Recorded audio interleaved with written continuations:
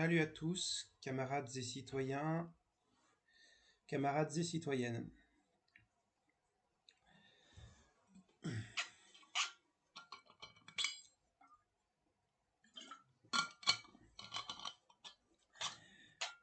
Salutations, camarades et citoyens, camarades et citoyennes.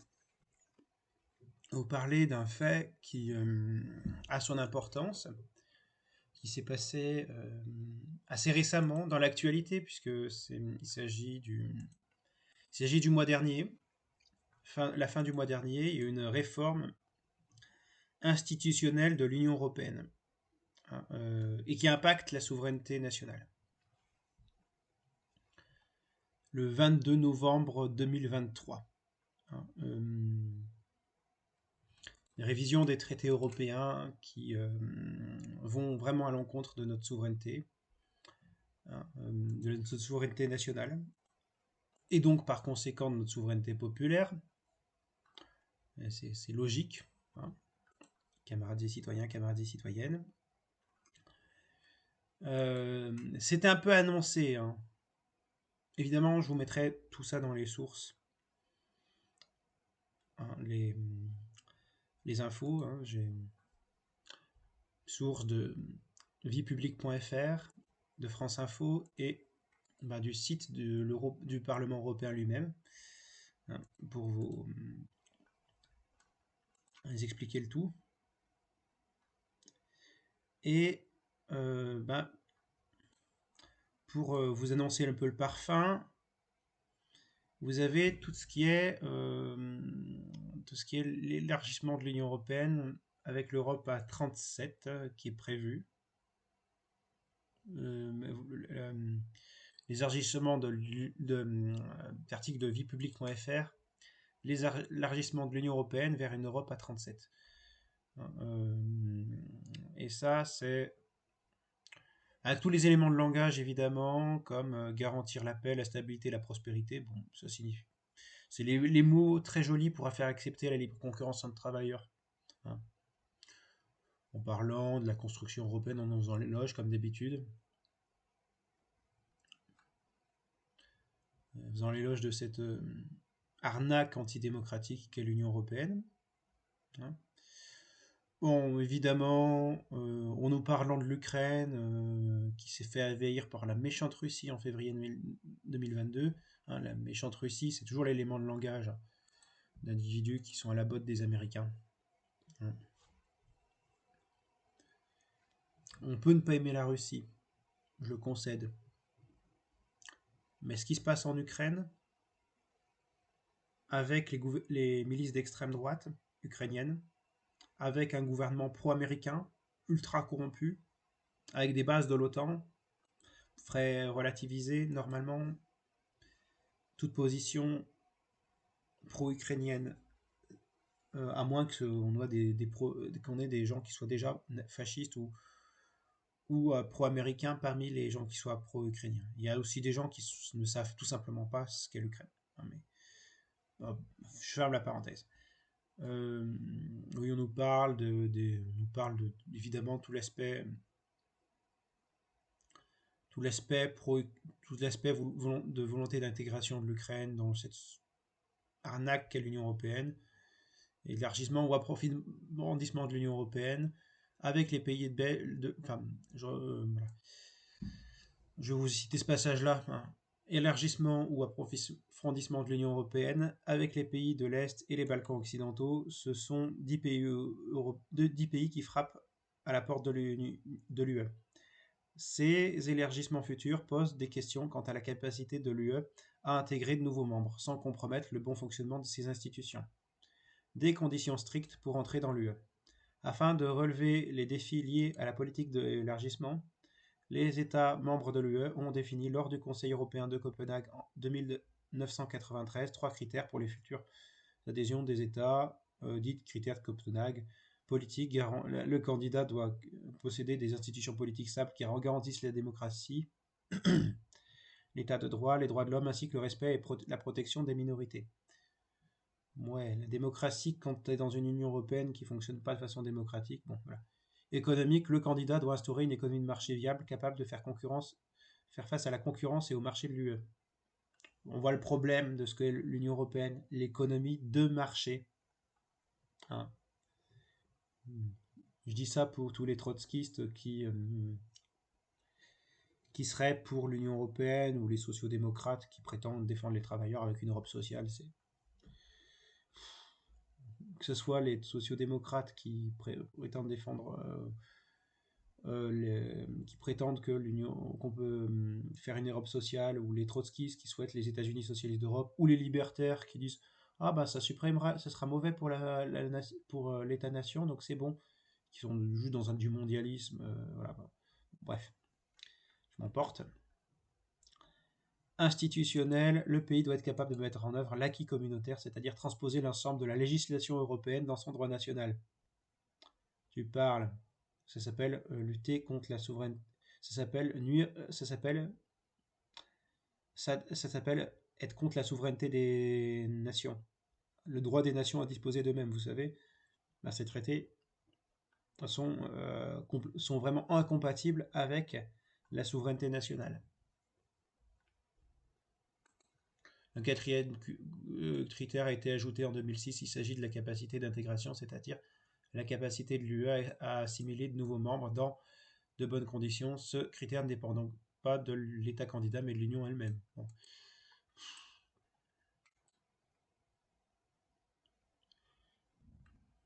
Un peu plus loin, il parle dans ce document Vie publique, d'une réforme nécessaire de l'UE. La perspective d'un élargissement a relancé le débat sur l'approfondissement de l'Union. Faut-il approfondir, c'est-à-dire réformer les institutions et les politiques de l'UE avant d'intégrer de nouveaux membres? L'élargissement permet à l'UE d'agrandir son territoire et sa population et de renforcer sa place sur la scène internationale, mais cela pose aussi de nombreux défis. L'intégration de pays moins développés peut entraîner des inégalités économiques au sein de l'UE. Cela implique une nouvelle répartition du budget de l'Union. Évidemment que ça entraîne des inégalités. Puisque vous avez des pays qui n'ont pas les mêmes économies. En fait, et le but, c'est pas de résorber des inégalités. Le but, c'est de parler d'égalité économique entre des pays qui ne le sont pas, pour mettre en concurrence des pays aux normes sociales avancées avec des pays aux normes sociales moins avancées, afin de baiser, excusez-moi du terme, tout système de protection sociale des travailleurs. Le but, c'est d'avoir un système ultralibéral à terme, l'Union européenne. Mais voilà, on essaie de donner une impression d'humanisme à l'Union européenne, alors qu'en fait, c'est une union simplement économique. La politique de cohésion européenne, qui représente un tiers du budget total de l'UE, est le principal instrument dont disposent des États membres pour soutenir le développement économique des régions les plus pauvres. C'est-à-dire qu'un pays développé comme la France devrait donner à des pays moins développés. Ouais.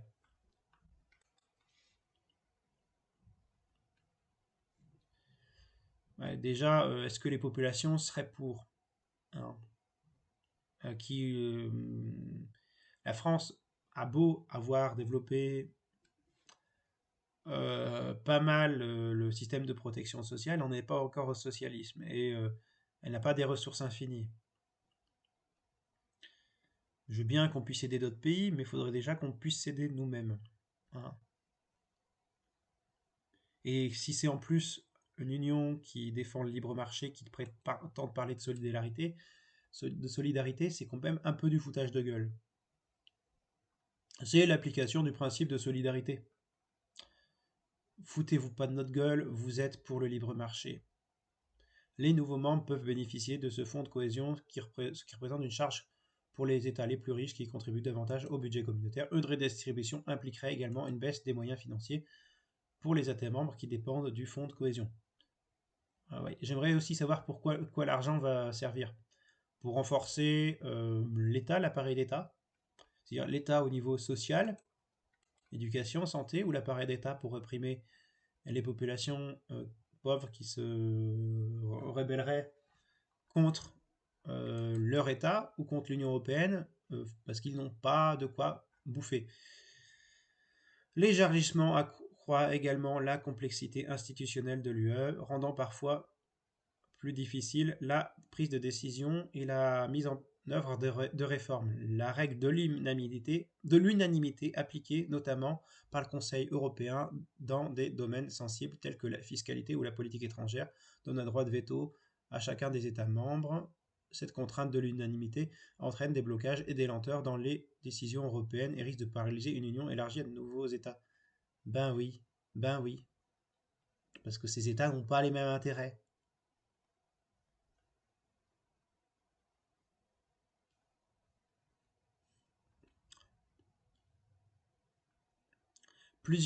Ça devient intéressant. Plusieurs États membres, dont la France et l'Allemagne, estiment que l'UE doit se réformer pour pouvoir fonctionner avec davantage de pays. Dans un rapport remis le 19 septembre 2023 au ministre des Affaires européennes, un groupe d'experts franco-allemands constate que l'UE n'est pas prête à accueillir de nouveaux membres, ni sur le plan institutionnel, ni sur le plan politique. Les experts formulent plusieurs recommandations pour préparer l'Union à de futurs membres, parmi lesquels, excusez-moi, j'ouvre une parenthèse, encore une fois. Les experts sont peut-être franco-allemands, mais économiquement, c'est un peu l'Allemagne qui mène la danse. Désolé de ma mauvaise foi, il y a un truc d'un côté anti-germanique, mais l'Union européenne, j'ai envie de dire que c'est un peu le quatrième Reich. Hein. Toute accusation de complotisme mise à part sur le terme de quatrième Reich. Hein. Mais bon, parfois j'aime bien marquer un peu, exagérer un petit peu. Je ferme la parenthèse. Donc, les experts formulent plusieurs recommandations pour préparer l'Union à l'adhésion de nouveaux membres, parmi lesquels le passage de l'unanimité à la majorité qualifiée dans tous les domaines où l'unanimité est encore la règle. La majorité serait atteinte à 60% des États, qui représentant 60% de la population. Il y a un petit problème. 60% de la population, ça représente forcément 60% des États? Est-ce que il y a une véritable péréquation entre les États et la population totale des membres de l'Union des pays membres de l'Union européenne mis bout à bout? Il y a énormément de pays qui ont une démographie qui n'est pas la même. Donc, vous parlez de la population ou des États membres? C'est ridicule. Je ferme la parenthèse. L'augmentation du budget de l'UE en taille et par rapport au produit intérieur brut, PIB, des pays. Ça signifie en fait des prêts. Je vous la mets encore une parenthèse, parce qu'il faut commenter. Ça signifie qu'on va pomper le pognon du budget de l'État et que, évidemment, qui est-ce qui va payer, qui est-ce qui va casquer? C'est les classes pop. Parce que on va pas tailler dans le gras sur... on va tailler comme... Ce sur quoi on va le plus tailler dans le gras, c'est pas les subventions pour les milliardaires ou le budget de la police et de l'armée. Ça va plutôt être tout ce qui est social, tout ce qui est service public, tout ce qui est hôpitaux, éducation. En fait, voilà. Tout ce qui est hôpitaux, éducation, et j'en passe, hein, tout ce qui est aide sociale pour les plus démunis, c'est ça qui est inutile pour un libéral à l'économie. Donc, voilà, c'est sur ça qu'on va casquer.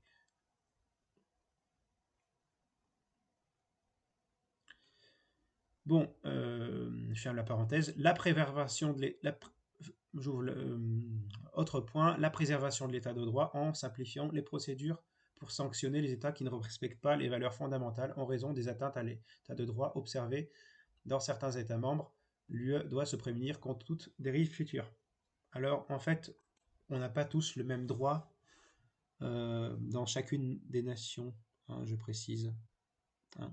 Dans chaque nation, on n'a pas tous le même droit, et heureusement, à moins qu'on crée une nation européenne, un État-nation européen, dans lesquels on ait les mêmes droits, dans lesquels on ait une véritable souveraineté populaire, ce qui n'est pas le cas. Cet état de droit, ce droit européen, il n'a aucune valeur. Hein. Les valeurs fondamentales de l'Union européenne, c'est pas les valeurs fondamentales de la République française. Je veux bien défendre un état de droit, mais un état de droit français. Et bon, en ce qui me concerne, le droit de propriété, moi je suis pour la fin de la propriété privée lucrative, hein. Moi je suis pour la propriété collective des moyens de production. Donc si par état de droit vous entendez le droit à la propriété privée lucrative, je suis contre, hein. Ensuite, oui, ben, l'état de droit. Ah oui, c'est vrai. Tant que vous aurez l'hyperconcurrence entre les travailleurs, ce sera un doux mensonge que l'état de droit. Parce que la question sociale, si vous ne la résolvez pas, elle crée des violences qui ne vont pas trop avec l'état de droit, hein. Vous créez soit des pauvres qui se massacrent entre eux, mais je ne pense pas que ça soit le souci de bourgeois qui aiment parler d'état de droit à ce point.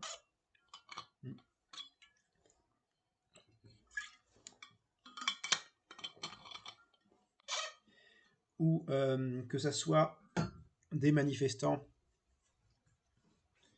qui se fassent éborgner par la police qui prétend défendre l'état de droit, hein. Je pense à nos chers gilets jaunes, en l'occurrence, hein, qui représente un peu un côté gauche sociale que je peux apprécier, même si c'est un goubet-woulga idéologique pour les gilets jaunes, bon, je ferme la parenthèse. Voilà. Mais voilà, l'état de droit, pour qu'il y ait un droit, il faut. Moi, je pense faire parler de Ferdinand Lassalle sur la constitution réelle et le côté sur qu'est-ce qu'une constitution, parce qu'encore faut-il la mettre en œuvre. Et bon, pour moi, il y a des. Il parlait pas de cette façon. Il parlait de ça par rapport au rapport de force, hein. Moi, je parlais de ça par rapport aux rapports sociaux, par rapport au fait qu'il faut que la population ait du respect pour le droit, hein, qu'il y ait une légitimité de la loi, hein. Si la loi se fait dans un contexte de violence sociale, de misère sociale, il y a des gens qui peuvent être tellement acculés par la misère qu'ils seraient prêts à tuer pour un morceau de pain. Si on veut défendre un état de droit et lutter contre les violences qu'implique le non-droit, il faudrait se poser ces questions sociales de façon sérieuse. Donc, sortie de l'Union européenne, sortie d'un système, d'un système, d'un système qui fonctionne pour préserver le capitalisme et pour en plus stimuler la concurrence entre les travailleurs. Je referme bel et bien la parenthèse parce que je vais parler de notre point du coup. La mise en place d'une différenciation avec 4 cercles d'intégration des pays européens et des candidats à l'adhésion. Le premier groupe engloberait les membres de la zone euro et de l'espace Schengen. Le deuxième regrouperait l'ensemble des États membres. Le troisième concernerait des pays faisant partie de l'espace économique européen, EEE, la Suisse ou encore le Royaume-Uni. Le quatrième correspondrait à la Communauté politique européenne, une instance de coopération lancée en 2022 qui rassemble les pays européens avec lesquels l'UE entretient des relations étroites. Évidemment, ce qui me pose particulièrement problème, hein, c'est la zone euro, hein, puisque ne plus disposer de sa propre monnaie, c'est un obstacle, à toute économie sociale ou socialiste, hein. Toute vision économique de gauche, c'est un obstacle pour toute vision économique réellement de gauche, la question de la souveraineté monétaire. Ensuite vient la question du libre-échange, hein, avec celle-là, puisqu'il y a la question de la délocalisation, la question de ne pas être capable de contrôler son économie, donc la question des frontières économiques vient. Enfin, voilà. Ensuite, votre dit de communauté politique, de communauté européenne. Bon, en fait, moi je suis internationaliste, donc en fait, ce qui m'intéresse, c'est pas l'Europe, c'est le monde. Et j'ai tendance à considérer que l'idéal européen, il y a un côté avec des relents réactionnaires, identitaires, qui sont un peu d'extrême droite, hein, sur le côté, historiquement, qui connotent pas mal à l'extrême droite. Donc j'ai un peu du mal avec l'idée de communauté européenne, hein. Pour moi, il y a un côté un peu Occident contre Orient qui me déplaît. Occident contre monde asiatique, hein, Chine, Russie, qui me déplaît, et qui est connoté extrême droite historiquement. Je continue. Plus récemment, le 22 novembre 2023, les eurodéputés, c'est là ce qui nous intéresse, ont proposé des propositions afin de renforcer la capacité de l'UE à agir, avec notamment davantage de décisions votées à la majorité qualifiée. Vote de 55% des États représentant 65% de la population totale de l'UE, et un renforcement des pouvoirs du Parlement européen. Alors ça, c'est la seule institution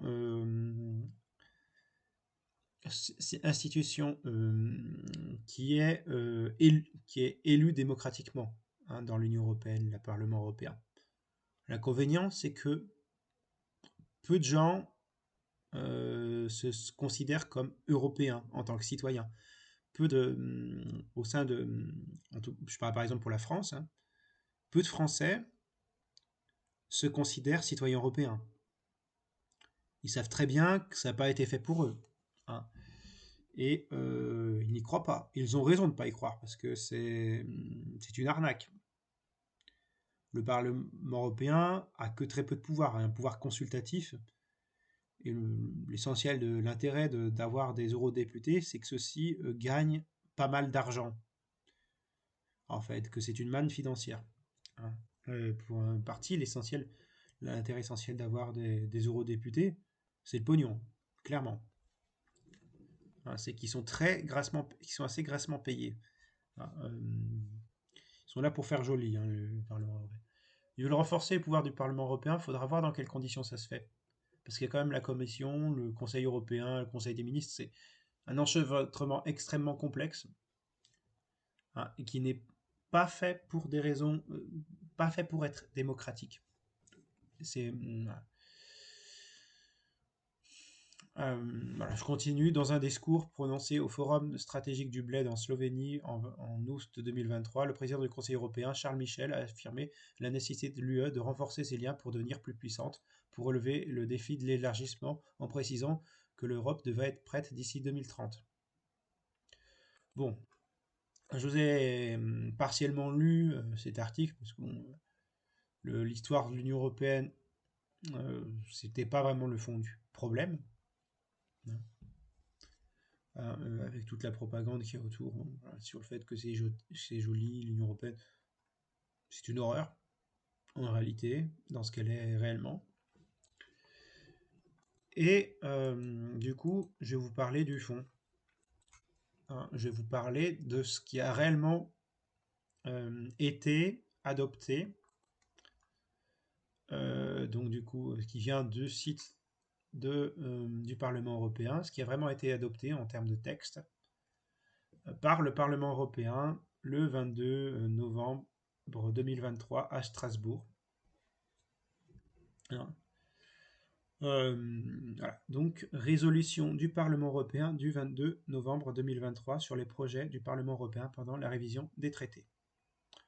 Le Parlement européen, vu l'article 48 de l'Union européenne, vu le manifeste de Ventotene, vu la déclaration Schuman du 9 mai 1950, vu sa résolution du 9 juin 2022 sur la convention Convention pour la révision des traités, vu les articles 46 et 54 et l'article 85, paragraphe 1 de son règlement intérieur, vu les avis sur la Commission des affaires étrangères, de la Commission des budgets, de la Commission des affaires économiques et monétaires, de la Commission de l'agriculture et du développement durable, de la Commission de la culture et de l'éducation et de la communication des libertés civiles, de la Commission de la justice et des affaires intérieures, vu la position sous forme d'amendement de la Commission des droits des femmes et de l'égalité des genres, vu les lettres de la Commission du contrôle budgétaire, de la Commission de l'emploi et des affaires sociales, de la Commission de l'environnement, de la santé publique et de la sécurité alimentaire, et de la consommation, de l'industrie, de la recherche et de l'énergie, vu le rapport de la Commission des affaires constitutionnelles,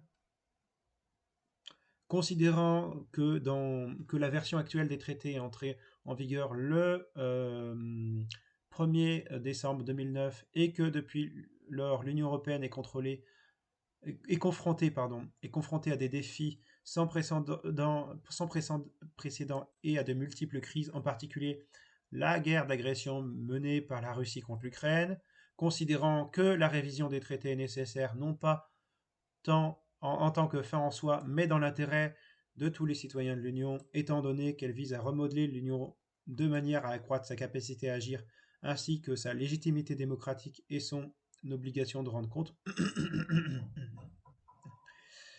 Excusez-moi, ça me fait rire le côté démocratique pour un truc qui est au service des lobbies. Fermez la parenthèse. Considérant que la révision des traités devrait permettre à l'Union de relever plus efficacement les défis géopolitiques, considérant que le cadre institutionnel de l'Union, et en particulier son processus décisionnel, notamment au sein du Conseil, sont à peine adéquates pour une Union constant 27 États membres, considérant que la perspective d'élargissement futur rend inévitable la révision des traités, considérant que le 9 mai 2022, la conférence sur l'avenir de l'Europe a achevé ses travaux et présenté ses conclusions, considérant que ces dernières tiennent 49 propositions et 326 mesures, dont beaucoup ne peuvent être mises en œuvre qu'après révision des traités, demande une nouvelle fois la révision du traité sur l'Union européenne et du traité sur le fonctionnement de l'Union européenne, invite le Conseil à soumettre au Conseil européen immédiatement et sans délibération les projets développés dans la présente résolution et qui y sont annexés. Demande au Conseil européen de convoquer dès que possible une convention conformément à la procédure de révision ordinaire prévue à l'article 48, paragraphes 2 à 5 du traité sur l'Union européenne. Observe que plusieurs pays des Balkans occidentaux se trouvent à différents stades de négociation d'adhésion, se félicitent de l'octroi du statut de candidat à l'Ukraine et à la Moldavie le 23 juin 2022. Ok. Let's go. Avec cette petite introduction, on va voir ce qui change. Réforme institutionnelle. Souligne qu'il importe de réformer le processus décisionnel au sein de l'Union afin de mieux refléter un système bicaméral en donnant davantage de compétences au Parlement européen. Réclame le renforcement de la capacité d'action de l'Union en augmentant considérablement le nombre de domaines dans lesquels les actions sont décidées par un vote à la majorité qualifiée et selon le processus législatif ordinaire. Ouais. Oui, la capacité d'action de l'Union, ça veut dire encore une fois qu'on est contre la souveraineté nationale. C'est encore une fois une insulte à la souveraineté nationale. Demande que le Parlement se voit conférer le droit d'initiative législative, en particulier le droit de proposer, de modifier ou d'abroger un acte législatif de l'Union et deviennent co-législateurs pour l'adoption du cadre financier pluriannuel. Encore une fois, je vous ai dit, peu de personnes votent pour les eurodéputés. Déjà que au niveau national, il y a des gens qui ne votent pas pour leurs propres députés. Alors pour des députés d'un truc qui est au-dessus et qui est complètement éloigné et corrompu par les lobbies comme l'Union européenne, et qui font font juste de la figuration, pensez pas que les gens vont voter. Mais c'est vraiment pour dire, oh, on donne de pouvoir au Parlement européen, ce sera plus démocratique. Ouais, mais c'est l'Union européenne, ils vont avoir une capacité à agir au niveau budgétaire, au détriment des États-nations. Ça va pomper dans le budget. Ça va se faire contre les États-nations, contre le cadre de démocratie, contre en fait ce qui va être décidé au niveau national. Donc voilà. Et toujours avec on va voir ça avec peu de démocratie au final, malgré tout. De toute façon, les gens ne sont pas actifs dans le vote des eurodéputés.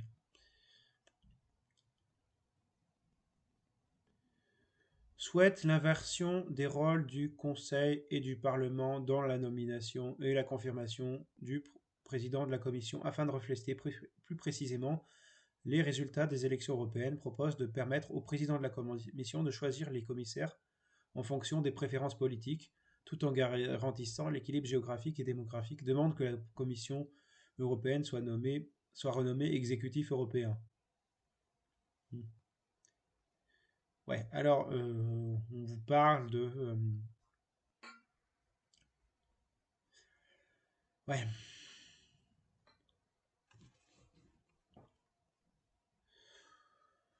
On vous parle de la façon dont le président de la commission est nommé, hein. Ça n'empêche pas qu'il y a une volonté de renforcer le pouvoir de l'exécutif européen contre la souveraineté nationale, hein.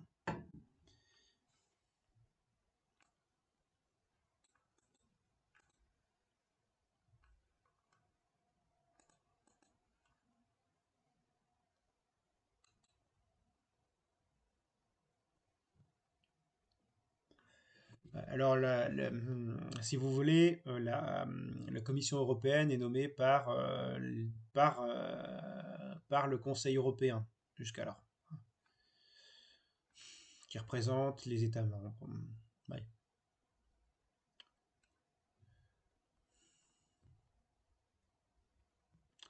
Il reste que ça ne changera pas grand-chose.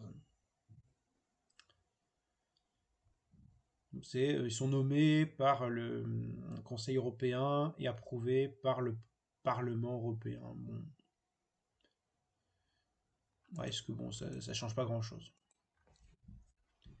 En termes de démocratie, c'est toujours peu démocratique. Propose de fixer la taille de l'exécutif à 15 membres au maximum, ceux-ci étant choisis parmi les ressortissants des États membres selon un système de rotation strictement égal, comme le prévoient déjà les traités actuels, et de renommer des sous-secrétaires parmi les ressortissants des États membres qui n'ont pas de ressortissants représentés au collège. Oui, vous allez renforcer le pouvoir de la Commission européenne. Ouais. En représentant moins d'États, en fait, ouais.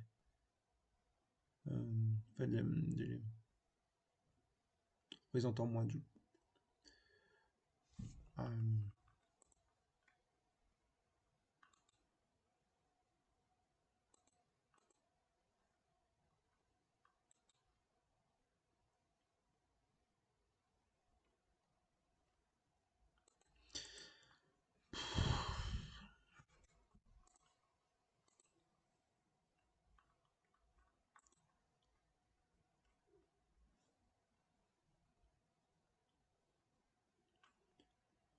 suggère de rendre le Conseil plus transparent en lui proposant de publier ses positions qui font partie du processus législatif normal et d'organiser un débat public sur les positions du Conseil. Propose d'instituer une base juridique habilitant les co-législateurs à renforcer la transparence et l'intégrité de leur prise de décision. Oui. On verra à quel point on se fait mettre. Ouais, ok.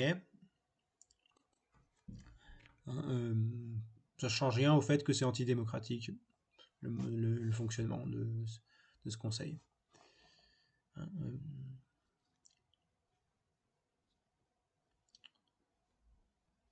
Alors oui, il y a les chefs d'État au sein du Conseil de l'Union européenne. Bon, enfin, il n'y a pas, il y a des chefs de l'État.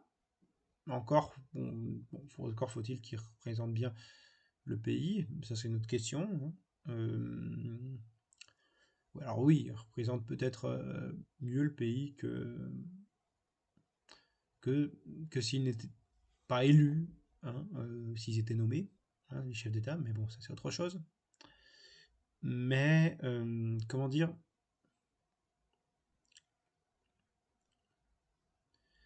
on n'a pas voté pour eux en tant que membres du Conseil européen, puisque tout le monde n'est pas pro-Union européenne. Tout le monde n'est pas ne le vote pas pour eux. Ensuite, bon, la péréquation entre la population et les pays, c'est autre chose.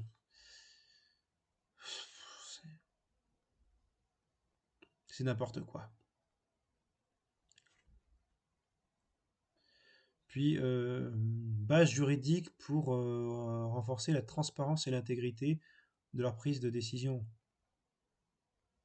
L'intégrité, c'est une vision morale. Alors, vous voulez dire que vous luttez contre la corruption, il faut des mécanismes pour ça. Des mécanismes sérieux.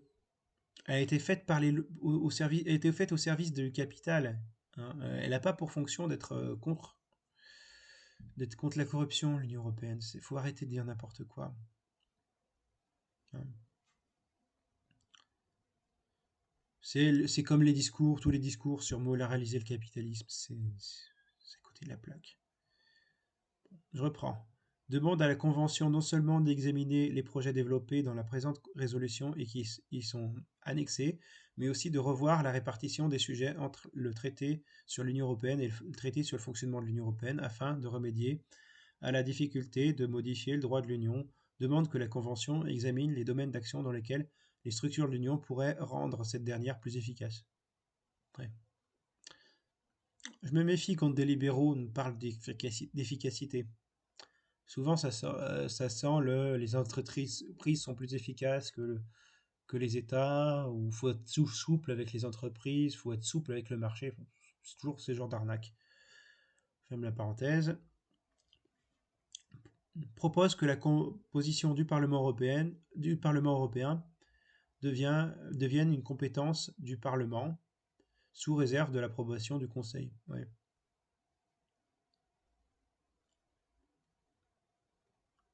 Toujours sous réserve de l'approbation du Conseil, ça c'est marrant.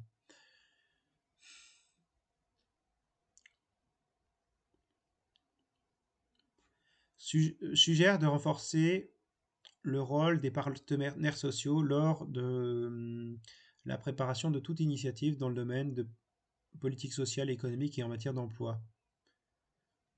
Mais c'est un truc qui est fait pour l'économie de marché. Vous, la politique sociale, on sait très bien que vous n'en avez rien à faire, hein, vous les européistes. C'est de la mascarade quand vous avez une hyper concurrence entre les travailleurs, la politique sociale. D'ailleurs, elle se fait au niveau national, la politique sociale. Et vous privez les États de leur souveraineté. Bon. Autre point, demande le renforcement des instruments de participation des citoyens au processus décisionnel de l'Union dans le cadre de la démocratie représentative. Alors, la participation des citoyens au processus décisionnel de l'Union dans le cadre de la démocratie représentative, il faudrait que je fasse un petit point. Il y a trois types de conceptions, trois conceptions de la démocratie. Vous avez la démocratie représentative, dans laquelle on élit des représentants qui gouvernent en notre nom. Vous avez la démocratie directe, dans laquelle on prétend se passer de représentants parce que le peuple est souverain par lui-même. Et vous avez la démocratie participative qui conçoit que la démocratie représentative est une arnaque, puisque ces représentants ne nous représentent pas, et que la démocratie directe est une arnaque parce qu'en termes d'organisation, c'est bordélique. À plus de 10 personnes, c'est déjà compliqué. Et donc qu'il faut un entre-deux. Et que cet entre-deux, c'est d'élire certes des représentants, mais de pouvoir les contrôler par des mesures de révocation, hein, de référendum d'initiative citoyenne, voilà, enfin bref. Donc en fait, quand on parle de participation des citoyens, ce n'est pas le cadre de la démocratie participative. C'est pas lié à ce cadre de la démocratie représentative, pardon. La démocratie représentative, les citoyens ne participent pas, hein. C'est pas fait pour ça.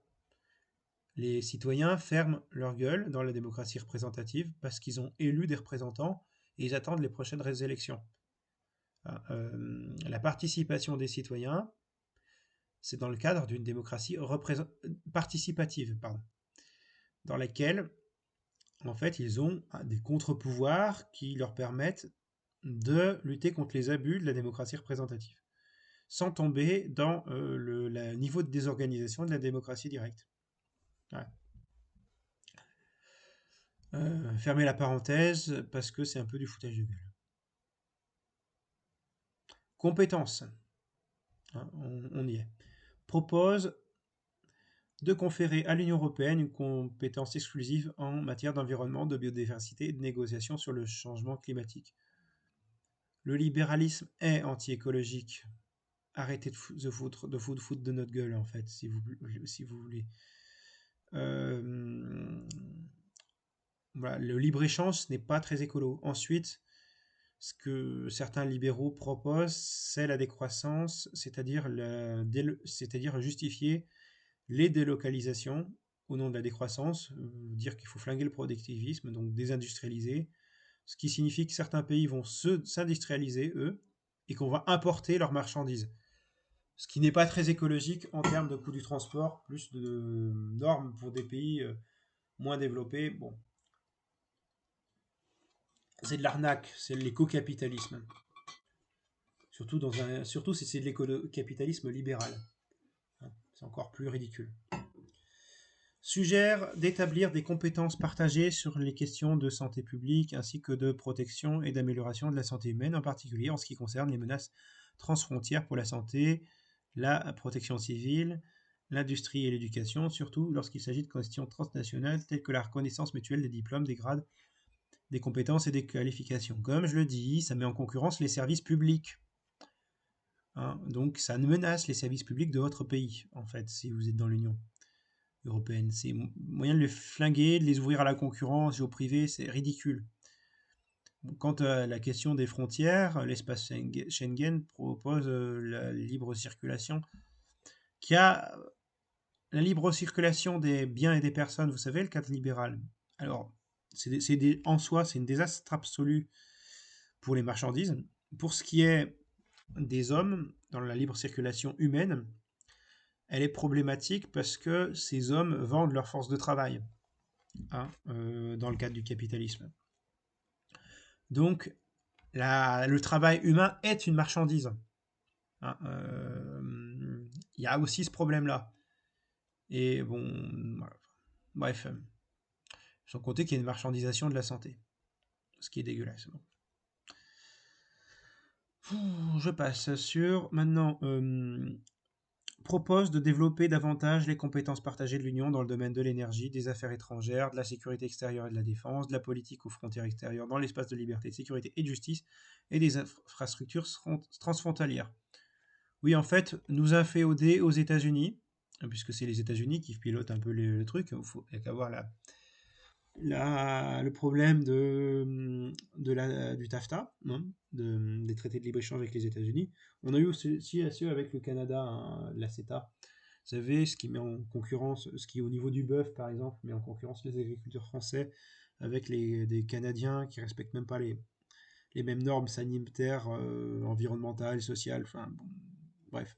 Et on se retrouve avec de la viande de mauvaise qualité dans le supermarché, mais moins cher, mais ça en concurrence avec la viande française. Je parle par exemple pour le bœuf.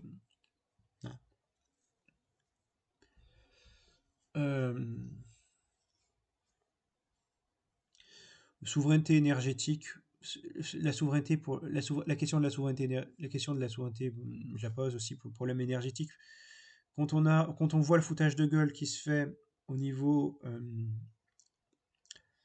de l'énergie, où on nous dit, nous Français, ouais, on produit du nucléaire, on devrait faire comme les Allemands, les Verts allemands, les écolos là, qui seraient renouvelables, mais seulement ils achètent du nucléaire français, c'est de l'arnaque.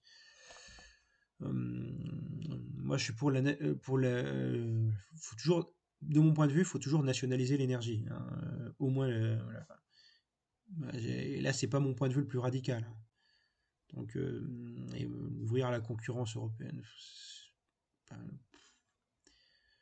Moi, je considère qu'il faut qu'il y ait un État-nation fort, notamment dans le domaine économique, l'énergie, la monnaie, enfin, par exemple, c'est la base. Et là, il veut nous parler de compétences partagées de l'Union dans le domaine de l'énergie. Il se fait avoir. La sécurité de la défense. Ouais, et les affaires étrangères, qui c'est quand même pas mal lié, les pays avec lesquels on est en guerre. Vouloir nous mettre en guerre avec la Russie, c'est pas le meilleur moyen de se faire couper le gaz et d'augmenter les prix pour les classes pop. Je dis ça, je dis rien, mais soutenir aussi une Ukraine assez véreuse, je veux pas faire ça. Je veux pas défendre les intérêts américains en Ukraine. Voilà.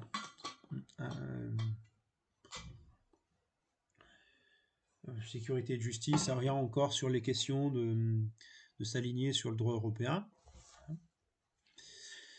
Alors, subsidiarité propose de renforcer le contrôle de subsidiarité exercé par la Cour de justice de l'Union européenne.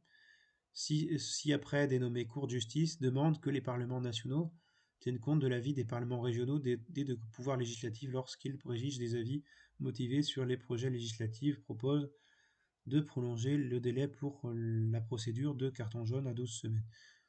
Bon, ça reste toujours dans... Voilà. Les cours de justice, elles sont élues? Non. Bon. Je sais que c'est des institutions, il y a une séparation des pouvoirs qui existe dans un système démocratique. Je sais que les juges ne sont pas élus. On pensera ce qu'on voudra. Hein. Voire judiciaire n'est pas élu. Hein. Peut-être qu'il faudrait qu'il y ait un contrôle démocratique sur les questions judiciaires. Hein. Ça, c'est autre chose. Mais voilà, enfin, c'est la Cour de justice de l'Union européenne. Bon, je sais pas ce qu'elle a à foutre. Même avec des parlements régionaux, des têtes de pouvoir législatives, bon, ce serait toujours un problème pour la souveraineté nationale. Propose la mise en place d'un mécanisme de carton vert pour les propositions législatives délibérées par les parlements nationaux ou les parlements régionaux. Ah oui, en plus c'est régionaux, donc c'est moyen de fracturer les nations en fait. Voilà. Délivré par les parlements nationaux ou les parlements régionaux dotés de pouvoirs législatifs afin de rendre le droit européen plus adapté aux besoins locaux. En fait, oui, il y a le problème du fait de flatter les régions en fait pour fracturer les États-nations. Et puis on n'a pas approuvé des propositions de l'Union européenne en fait. On a juste à avoir nos propres lois en tant que nation. État de droit propose de réformer la procédure prévue à l'article 7 du traité sur l'Union européenne en ce qui concerne la protection de l'état de droit en mettant fin à l'unanimité, en établissant un délai clair et en faisant la Cour de justice le juge des violations. Oui, en fait, clairement, en fait, c'est une atteinte à la souveraineté nationale dans toute sa splendeur. On va voir des États-nations qui, lorsqu'ils refuseraient une mesure, devront se conformer à l'Union. Hein. L'Union qui est, comment dire, c'est une forme de mariage forcé, hein, quand vous avez ça. Il me semble que dans le droit, c'était reconnu comme une avancée. Hein, une question intime de reconnaître la notion de viol conjugal. J'ai l'impression que l'Union européenne, elle fait un peu ça avec la souveraineté des États-nations, avec les États-nations. Quand on voit avec le droit des nations à disposer d'elles-mêmes, elle fait un peu ça. Elle fait un peu du viol conjugal. C'est un peu une union forcée. Bon, c'est la comparaison est peut-être un peu olérée, mais bon, on y est. Alors, autre point, suggère de rendre la Cour de justice compétente pour les litiges entre institutions. Voilà. C'est encore une fois une atteinte à la souveraineté nationale. Bon. Propose que la Cour de justice exerce un contrôle préventif des normes, contrôle abstrait des normes, qui puisse être déclenché à la demande d'une minorité au Parlement. Ah oui. Ouais, c'est pas... oui, c'est minorité. Hein. On voit le côté démocratique hein, de les démocraties internes. On fait un truc à la défense d'une minorité dans un Parlement. Bon, suggère en outre d'habiliter le Parlement à porter les cas de non-respect des traités devant la Cour de justice. Bon, encore une fois, bon. Foutage de gueule.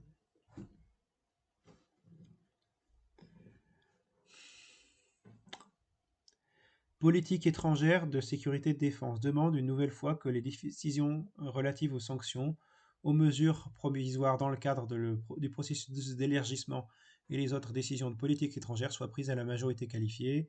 souligne que les projets prévoient une exception à ce principe pour les décisions autorisant des missions ou des opérations militaires dotées d'un mandat exécutif. Oui, on est plus souverain au niveau militaire. Super. Réclame la mise en place d'une union de la défense comprenant des unités militaires et une capacité permanente de déploiement rapide sous le commandement de l'opération opérationnelle de l'Union. Propose que la passation conjointe des marchés et le développement de l'armement soit financé par l'Union au moyen d'un budget spécifique adopté au moyen de la procédure de codécision et soumis au contrôle du Parlement. Suggère que les compétences de l'Agence européenne de défense soient adaptées en conséquence. Observe que les clauses relatives aux traditions nationales de neutralité et à l'appartenance à l'organisation du traité Atlantique Nord, OTAN, ne seraient pas affectées par ces changements. Effectivement, en fait, puisque si vous voulez, l'OTAN, vous en êtes les sous-fifres, quelque part. Il n'y a qu'à voir la question de l'Ukraine récemment. Vous avez marché dans les combines de l'OTAN, en fait, en étant pro-ukrainien. Mais vous étiez vendu depuis le début aux Américains, donc c'est pas étonnant. Autre point, propose que la Convention examine les moyens d'éviter que les paradis fiscaux ne faussent la concurrence au sein du marché unique. Ah oui, il y a des paradis fiscaux. Au moins, vous reconnaissez l'existence qu'il existe des paradis fiscaux.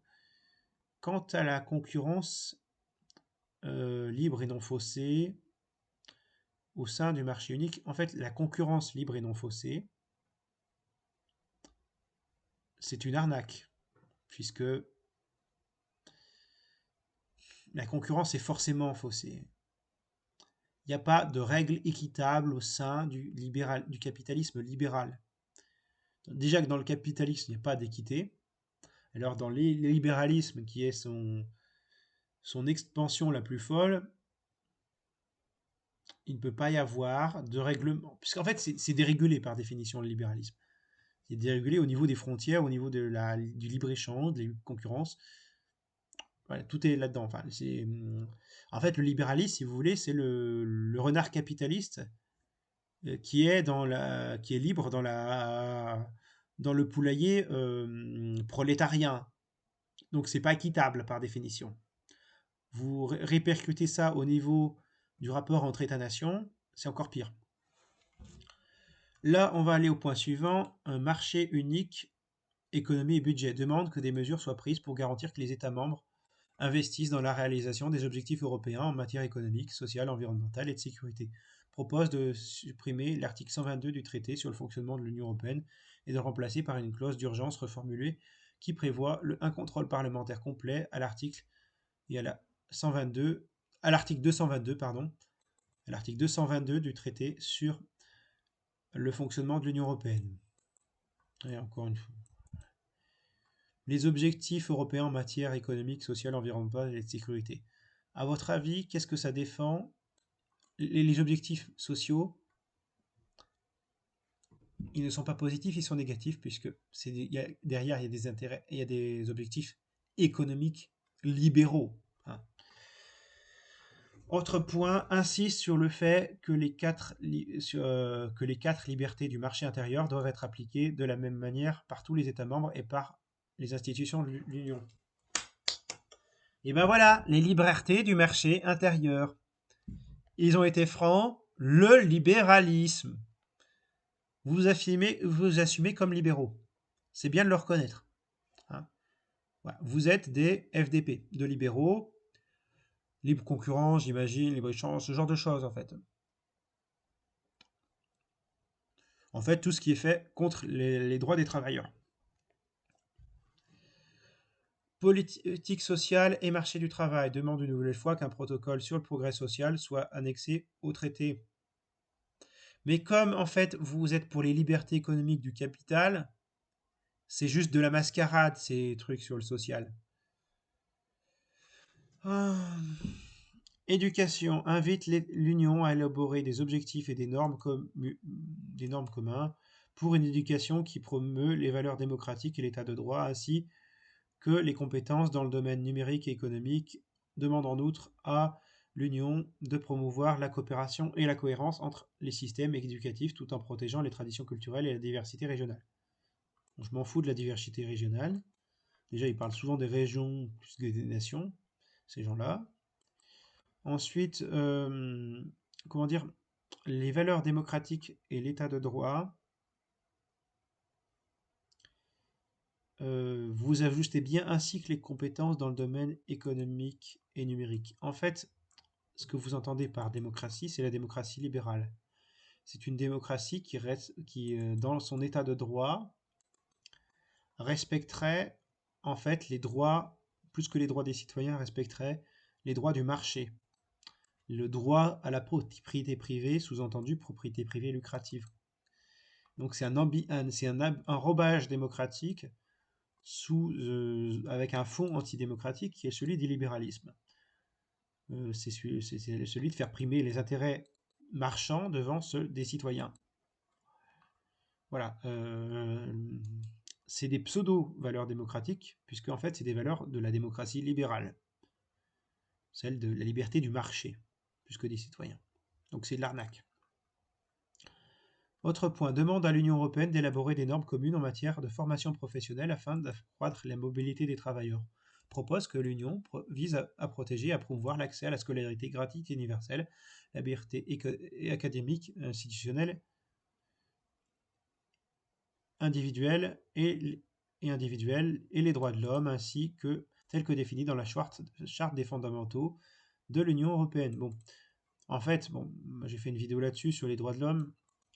Moi, je suis pro droits de l'homme, mais si on évacue une question qui est celle du droit à la propriété, en fait. Les droits à la propriété, le droit à la propriété privée, je défends celui à la propriété privée personnelle. C'est de posséder sa maison, ses bouquins, ses vêtements, tout ça, ses meubles. Mais je suis contre la propriété privée, son véhicule aussi. Mais je suis contre la propriété privée lucrative, celle des moyens de production, celle d'une usine, d'une ferme, d'un commerce. Encore que, bon, il y a la question des petites et moyennes entreprises qui ne sont pas le fondement du capitalisme. Hein. Ça, il faudrait que j'en reparle plus tard. Mais voilà. Ensuite, vous parlez de formation professionnelle. Dans le domaine de l'éducation, vous savez, il y a l'acte d'instruire, d'éduquer et de former. Et former, c'est pour un métier. En l'occurrence, vous allez former des pompiers, des pizzaiolos, vous allez former, mais vous allez peu instruire de scientifiques, d'historiens, de philosophes. Non, vous n'allez pas faire des trucs qui élèvent intellectuellement, parce que le but, c'est d'avoir de la main-d'œuvre corvéable à merci. À merci. Et ensuite, ça va bien avec la mobilité des travailleurs. Vous devez vous déplacer pour avoir un emploi et pour vous faire exploiter par un patron. Vous serez déraciné, vous aurez moins de protection, vous serez en concurrence les uns avec les autres.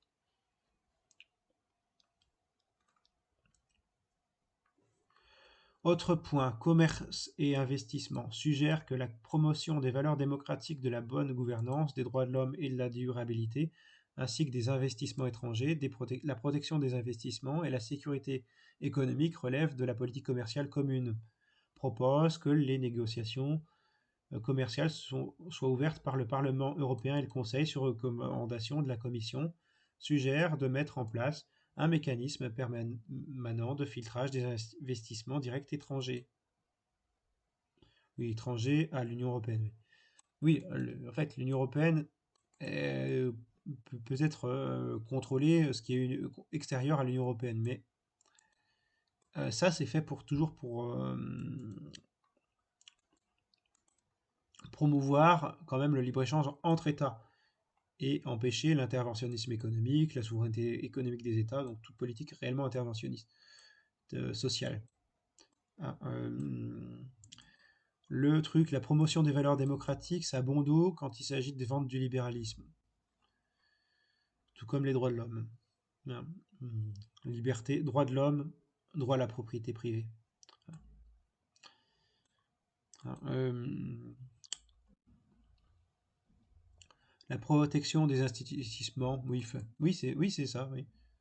La sécurité économique, oui, celle des patrons. Toujours, il y en a toujours que pour les patrons, hein, vous voyez. Et surtout les grands patrons en priorité. Hein. Les PMI, PME, bon, ça c'est autre chose. Hein, certaines se font quand même avoir par l'hyperconcurrence. Hein, bah, enfin, bon. Non-discrimination. Autre point, non-discrimination. Propose d'étendre la protection contre les discriminations aux questions de genre, d'origine sociale, de langue, d'opinion politique et d'appartenance à une minorité nationale. Réclame que la législation en matière de non-discrimination relève de la procédure législative ordinaire. Propose de remplacer l'égalité entre les hommes et les femmes par l'égalité de genre dans l'ensemble des traités. Souligne que les institutions de l'Union et leurs organes directeurs et consultatifs doivent être composés de manière non discriminatoire, respecter l'égalité de genre et refléter la diversité de la société. Alors ça, si vous voulez, c'est pas fait en soi pour les minorités. Hein, c'est fait parce que, en fait, généralement, les politiques, quand ils parlent des minorités, c'est du paternalisme. Clairement, et c'est du clientélisme politique, en l'occurrence, dans le cadre d'une union qui est fondée sur un marché européen, sur le marché européen, c'est fait pour leur vendre de la marchandise, pour en faire des faire-valoir. Hein, que vous soyez pour ou contre les minorités, hein, que vous soyez de ces minorités ou non, vous êtes juste des marionnettes. Hein, c'est juste des marionnettes. Voilà, et ça coûte pas grand-chose en fait, c'est un moyen de faire du pognon. Et de se donner une image humaniste, entre guillemets. Alors qu'économiquement, c'est l'hyperconcurrence entre travailleurs. 31.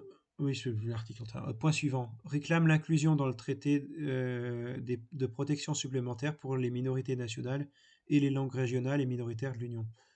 Oui, oui, on va faire du régionalisme pour flatter la groupe des régions, comme ça, elles affaiblissent l'unité nationale des États qui auraient un tant soit peu de souveraineté nationale.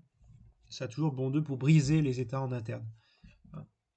Climat et environnement propose que l'Union se donne pour objectif l'atténuation du réchauffement climatique et la préservation de la biodiversité. Suggère d'ajouter la protection du climat et de la biodiversité aux objectifs de développement durable de l'Union, propose d'inclure la durabilité dans les dispositions des traités relatifs à la pêche, invite l'Union à protéger les bases culturelles de la vie et les animaux, conformément à l'approche une seule santé, ainsi qu'à tenir compte du risque de dépassement des limites planétaires, recommande d'intégrer dans les traités les engagements internationaux de l'Union à s'efforcer de limiter l'augmentation de la température mondiale.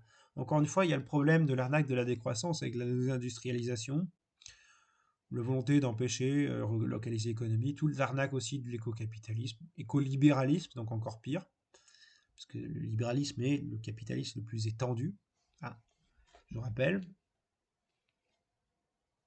Donc, oui, enfin, politique de l'énergie demande la création d'une Union européenne de l'énergie intégrée, suggère que le système énergétique de l'Union soit tenu d'être abordable, fondé sur l'efficacité énergétique et les énergies renouvelables et conforme aux accords internationaux visant à atténuer le changement climatique. Alors bon, encore une fois, énergie renouvelable. Voilà, il y a toujours les trucs au niveau des énergies vertes, renouvelables, contre les méchantes énergies fossiles. Ne produisent pas grand-chose, ces énergies-là. Souvent, en fait, on remplace par de l'énergie fossile, les énergies renouvelables. Et ce qui nous permet d'éviter les énergies fossiles, c'est l'énergie nucléaire, hein, qui, elles, produisent pas de CO2. Mais par contre, il y a le problème de radioactivité. Donc c'est un peu une arnaque. Moi, je suis pro-nucléaire, je suis pour qu'on utilise le nucléaire pour éviter d'avoir les énergies fossiles, d'utiliser les énergies fossiles, hein, pour limiter la part d'énergie fossile. Hein. Je suis même encore pour développer le nucléaire au niveau de la recherche, pour arriver un jour à la fusion nucléaire, donc la fusion à hydrogène, hein, qui n'aura pas les problèmes de la fission nucléaire. Voilà. Voilà. Et bon, c'est toujours encore une fois une attaque à la souveraineté nationale, puisqu'on s'attaque à l'énergie qui en fait partie, qui fait partie prenante de cette question-là.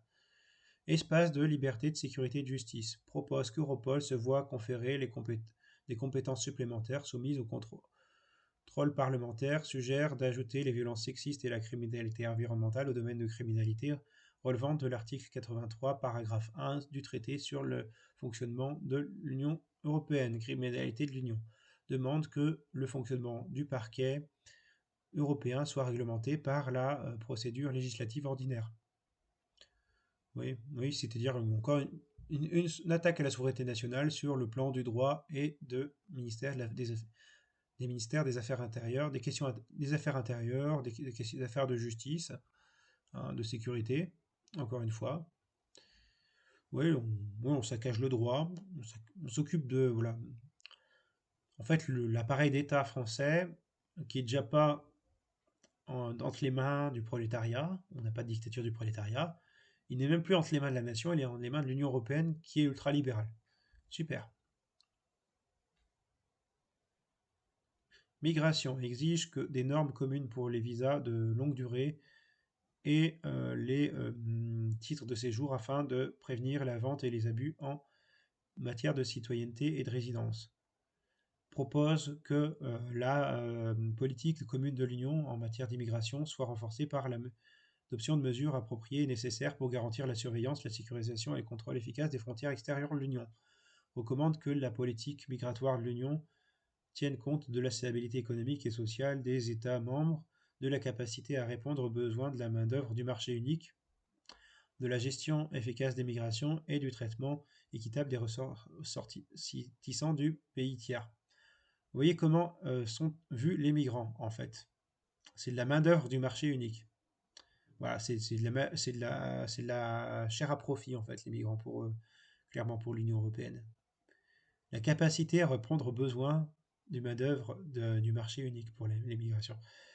En fait, c'est génial à quel point ils sont ouvertement cyniques. Au-delà au-delà de la question humaine, hein, quand il y a le traitement des migrants, on en parle directement comme de la chair à profit. C'est beau, hein. Elle est tellement humaniste, cette Union européenne. Hein. Voilà, c'est de la main-d'œuvre pour le marché unique. J'ajouterais, si je pense qu'il aurait pu être un peu plus franc et pouvoir parler de main-d'œuvre esclave qu'on paie à bas prix, comme pas possible. Hein. Vraiment, ça me dégoûte.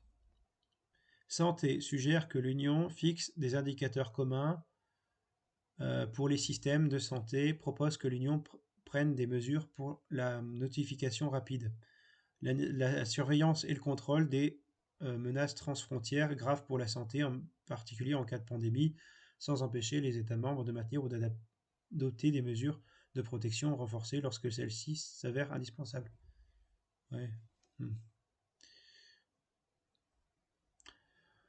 Demande à l'Union de prendre des mesures pour surveiller et coordonner l'accès à des diagnostics, informations et soins communs sur les maladies transmissibles et non transmissibles, y compris les maladies rares. Ben déjà, avoir des frontières nationales fortes pour éviter qu'il y ait une circulation, par exemple. Voilà, enfin, être capable, en cas de pandémie, ben, il faut être capable de fermer les frontières pour éviter que la contamination se propage, en fait. C'est logique. Bon, c'est pas une coordination européenne qui va résoudre le truc, c'est une souveraineté nationale. Hein, sans totalement être autarcique, mais en cas de crise, ça peut se justifier. Moi, je ne m'oppose pas au commerce international, je précise, quand je parle d'autarcie, je m'oppose au libre-échange, ce qui n'est pas la même chose. Si je tombe sur un européisme honnête, je précise. Sciences et technologies. Prie l'Union de respecter et de promouvoir la liberté académique ainsi que la liberté de mener des recherches scientifiques et d'enseigner. Propose que l'Union élabore une stratégie spatiale commune et travaille à la mise en place d'un cadre commun pour les activités spatiales. Toujours voilà, sur la souveraineté des États n'est pas respectée au niveau scientifique non plus. Hein.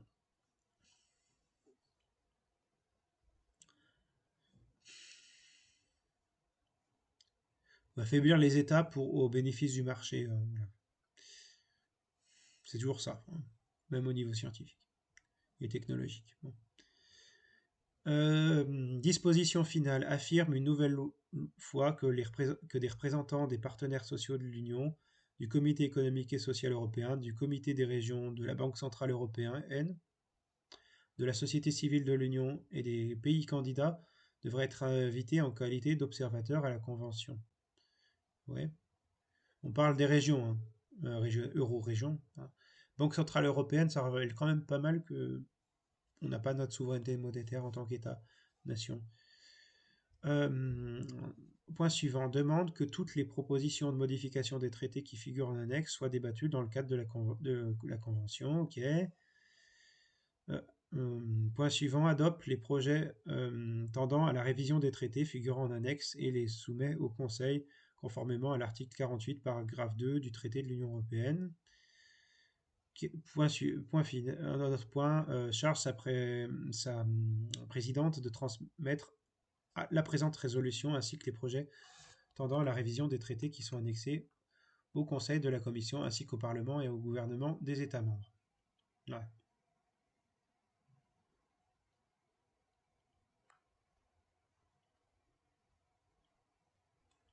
Bon, ensuite, vous avez tout le développement en annexe qui se passe.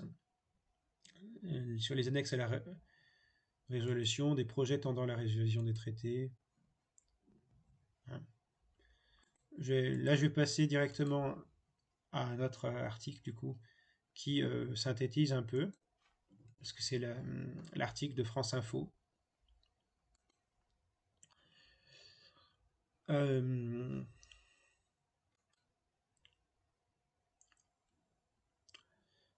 Qui explique clairement les choses. Hein. Question-réponse hein, sur France Info. Ça s'intitule Vrai ou faux? Le Parlement européen a-t-il adopté un rapport qui dépouille les nations de leur souveraineté, comme l'affirme Marine Le Pen? Oui, oui, on doit tomber sur Marine Le Pen. Je rappelle que Marine Le Pen, hein, qui se disait à une époque souverainiste, a abandonné la question du Frexit. Hein, je précise, pour les chers électeurs, pour les électeurs, si jamais un électeur du Front National tombe sur ma vidéo, je précise l'information. Hein.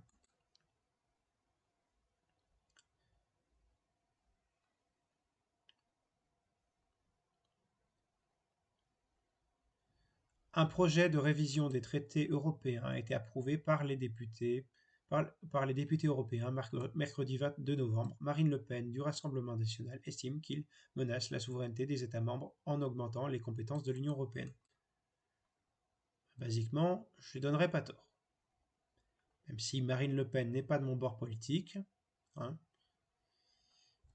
parce que je suis à l'opposé sur un certain nombre de questions, hein, très grand nombre de questions, bien voilà, on peut dire des trucs pas trop cons. Toujours est-il que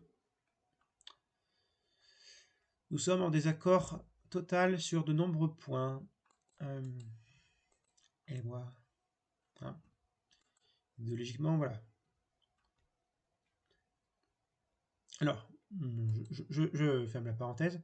C'est une décision qui est passée un peu inaperçue ces derniers jours, compte tenu de l'intensité de l'actualité. Adoptée par le Parlement européen mercredi 22 novembre, le même jour que le rejet d'un texte pour réduire l'usage des pesticides, que l'adoption d'un traité de libre-échange avec la Nouvelle-Zélande et qu'un vote pour sauver les boîtes de camembert qui auront finalement le droit de rester en bois. Le Parlement européen a approuvé un rapport visant à réviser les traités européens et à adopter la résolution qui l'accompagnait.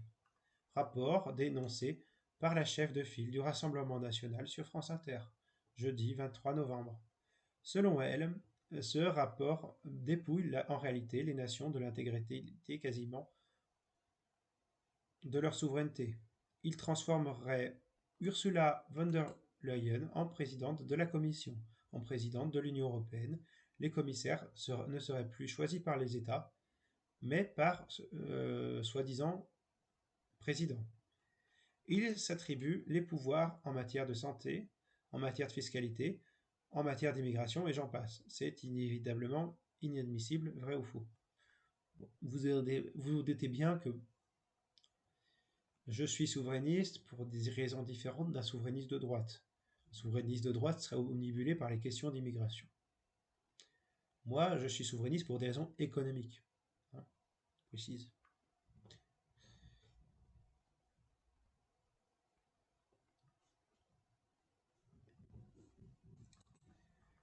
Volonté d'élargir les compétences de l'Union européenne. Il y a du vrai et de l'interprétation dans ce que dit Marine Le Pen. Il est vrai que le projet prévoit d'amender le traité de l'Union européenne pour remplacer à 3 endroits l'expression le président de la Commission européenne par le président de l'Union européenne. Il est vrai aussi que le texte veut inverser le processus de nomination des commissaires européens actuellement nommés par le président, par le Conseil européen où siègent les chefs des États membres pour qu'ils soient nommés par le président de la Commission européenne.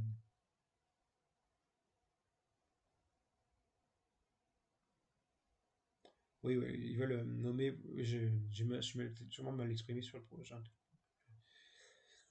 sur le texte précédent.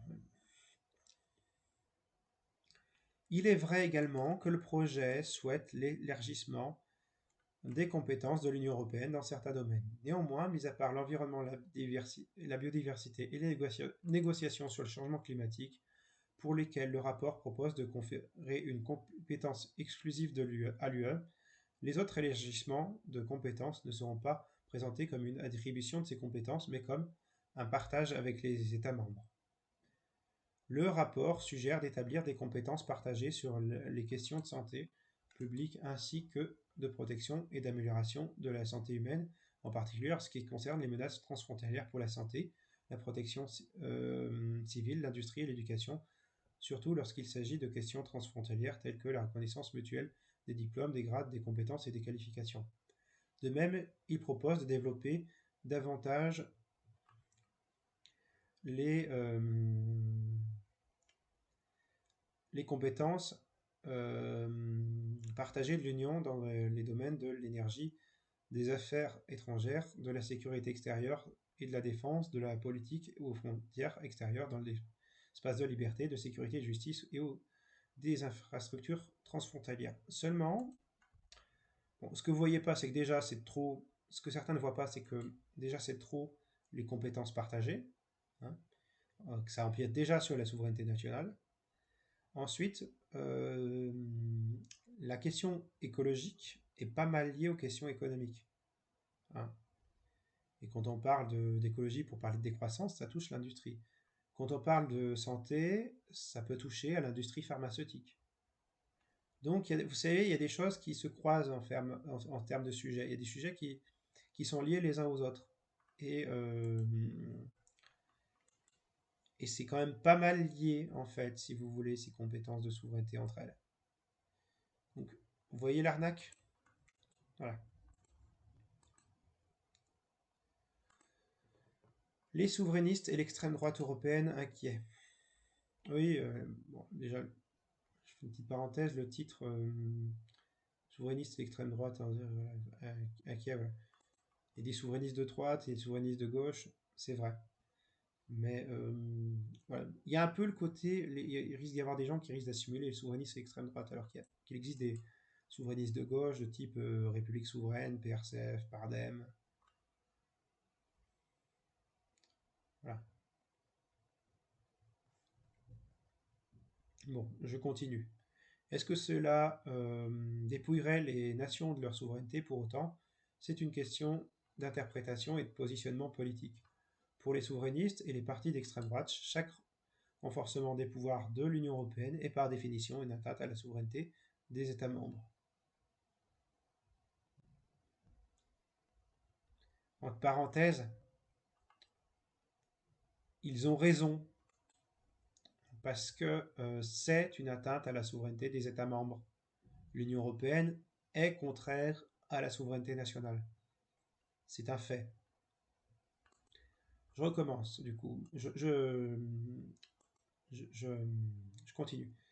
L'inquiétude de Marine Le Pen est d'ailleurs partagée par Antonio Maria Rinaldi, député de la Lega, extrême droite italienne, par Carlo Fidanza, élu du parti post-fasciste Fratelli d'Italia, par le polonais Ryszard Antoni Legutko du parti nationaliste PIS.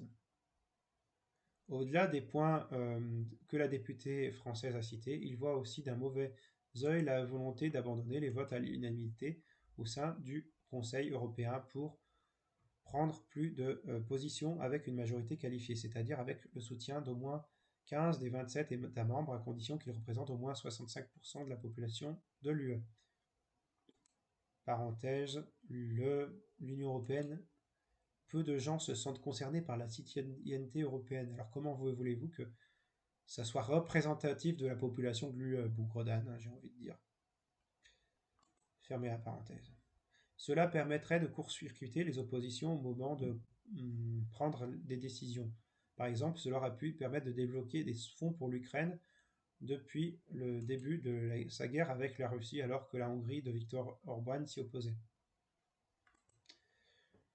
Alors, Viktor Orban, c'est pas mon copain, hein. Mais l'Ukraine non plus. Mais bon, des faves qui... Une droite qui s'oppose à une extrême droite qui s'oppose à une extrême droite, je ne suis pas contre, si vous voulez. Le gouvernement ukrainien a recruté des milices néo-nazis, des milices bandéristes, des fans de Stepan Bandera. Dans ce cas-là, comment voulez-vous ne pas considérer la question de l'extrême droite ukrainienne? On parle de l'extrême droite hongroise avec Viktor Orban, qui est pas très sympa, mais les bandéristes qui pratiquent des pogroms en Ukraine, à côté, voilà. Je sais pas que Viktor Orban c'est pas un ange, mais en termes de non-respect des droits de l'homme, si vous voulez, les bandéristes ils vont très loin, puisque ce sont des gens qui sont nostalgiques d'une certaine époque, d'une Allemagne d'une certaine époque. Voilà. Oui, parce qu'ils sont très anti-russes. Je raconte toujours que, voilà, que les intérêts américains en Ukraine, plus les bandéristes, c'est pas nos amis, hein, quand on est de gauche. Voilà, que se faire la guerre avec la Russie, c'est vraiment très con au niveau de... Parce qu'on a besoin du gaz russe pour éviter la montée des prix. Hein. Quoi d'autre? Ah oui, les souverainistes de gauche et les souverainistes de droite sont, comment dire, je dois le répéter, ne sont pas souverainistes pour les mêmes raisons. Eux s'intéressent à la question de l'immigration. Voilà. La souverainiste de gauche, c'est récupérer sa souveraineté nationale pour agir. Le sujet n'est pas l'immigration, en l'occurrence, ici, je précise, peut avoir des gens qui se veulent, qui ont des convictions de gauche et qui soient pas favorables à l'immigration. C'est pas le sujet.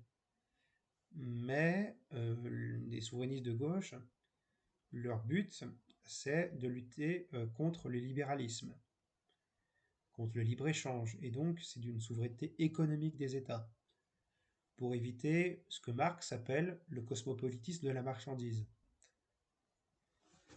Donc voilà, la position souverainiste de gauche, c'est de s'opposer à l'Union européenne pour des raisons économiques. Et être assimilé souverainiste de droite, ça me pose un peu problème. Voilà. Ou alors vous me dites souverainiste tout court. Hein. Vous enlevez l'aspect sur l'extrême droite. Bon. Pourquoi vous ne parlez pas des souverainistes d'extrême gauche? Peut-être qu'ils sont assez minoritaires, mais Les souverainistes d'extrême gauche, il y en a qui ont l'avantage d'être des vrais souverainistes, d'être vraiment frexiteurs, comme le PRCF. Hein, Marine Le Pen, elle a abandonné la question du Frexit.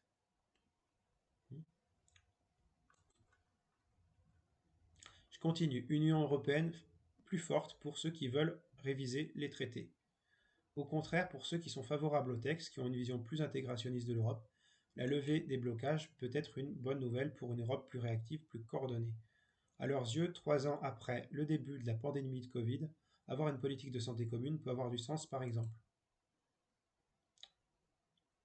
J'ouvre une parenthèse, une Union européenne qui organise la libre concurrence des marchés, marchés aussi qui ont tendance à privatiser la santé, ça flingue un peu l'hôpital public comme service public, donc pas terrible hein, pour lutter contre la pandémie de Covid-19 que de liquider les hôpitaux publics par la mise en concurrence des services publics. Ferme la parenthèse. Je ferme la parenthèse. Pour eux, il s'agit aussi de mieux refléter les préférences politiques des citoyens européens. Encore une fois, je vous la parenthèse, il n'y a pas de citoyenneté européenne. Mais la parenthèse, le projet propose de créer un référendum européen et renforcer les instruments de participation des citoyens au processus décisionnel européen. Le fait de changer le processus de nomination du président de la Commission européenne pour qu'il soit nommé par le Parlement européen et non par le Conseil européen permettrait de nommer quelqu'un qui reflèterait mieux les résultats des élections européennes. Ce président de la Commission européenne, qui représenterait mieux les préférences politiques des Européens, choisirait à son tour les commissaires. Oui. Il est choisi par un président et non par les chefs d'État. Enfin, les commissaires sont choisis par le président de l'Union. En fait, ça donne plus de pouvoir à ce président de la Commission européenne que l'on n'a pas élu nous-mêmes, hein, au passage.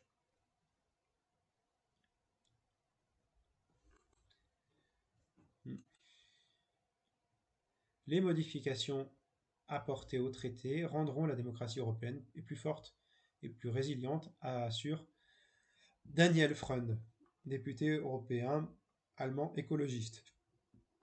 En parenthèse, pourquoi je suis pas étonné que ça vienne des écolos, ça? Fermez la parenthèse. Qui fait partie des 5 co-rapporteurs, les vétos nationaux représentent un risque pour la sécurité de l'Europe.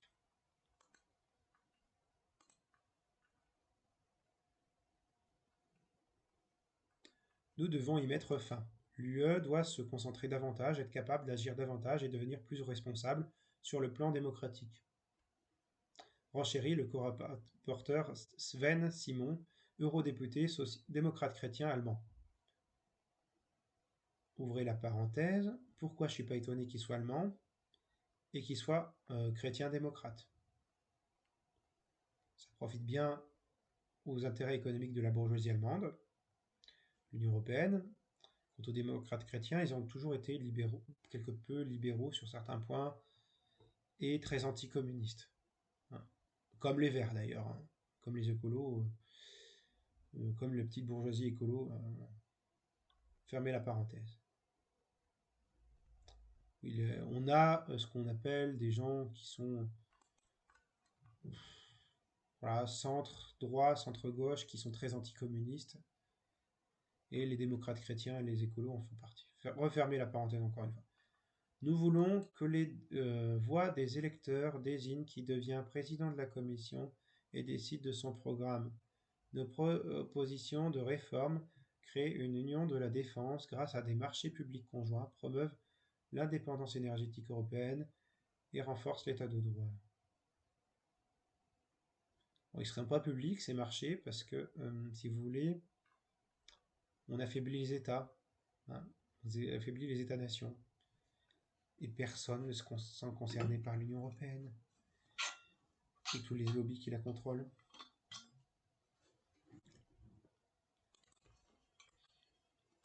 Hein.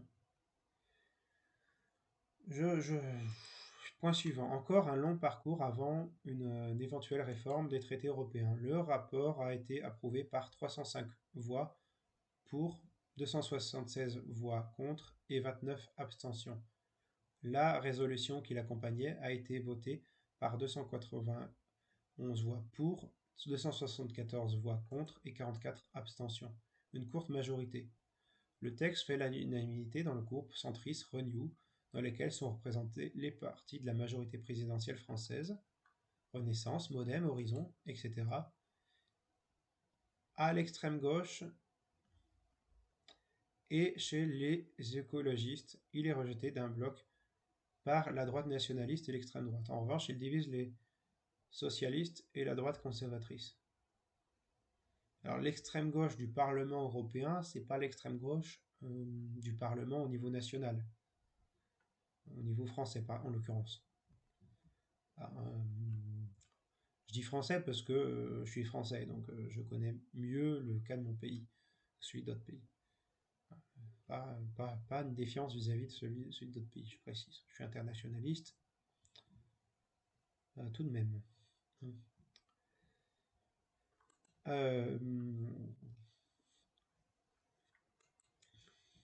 En revanche, il divise les socialistes et la droite conservatrice. Mais ce qu'on a au Parlement d'extrême gauche, au Parlement européen, c'est pas de l'extrême gauche. C'est gauche molle en fait. Et c'est dommage.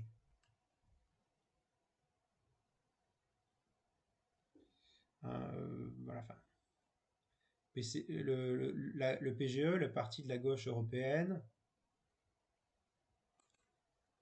il y a européen dedans, donc c'est pas vraiment d'extrême gauche, c'est très mou. Je précise, fermez parenthèses. Donald Tusk, ancien président du Conseil européen et candidat proposé au poste de Premier ministre par les forces pro-européennes en Pologne, y est opposé. L'Europe a besoin d'être améliorée dans de nombreux domaines, mais la manière la plus insensée serait d'adopter cet enthousiasme très naïf pour l'intégration, a estimé l'ancien leader de la droite conservatrice européenne. Mais en l'état, ce rapport n'a rien de contraignant. Il reste de nombreuses étapes avant une éventuelle réforme des traités européens. La demande de révision va être transmise au Conseil de l'Union européenne, puis au Conseil européen, qui devra convoquer une convention, puis une conférence de représentants des gouvernements des États membres.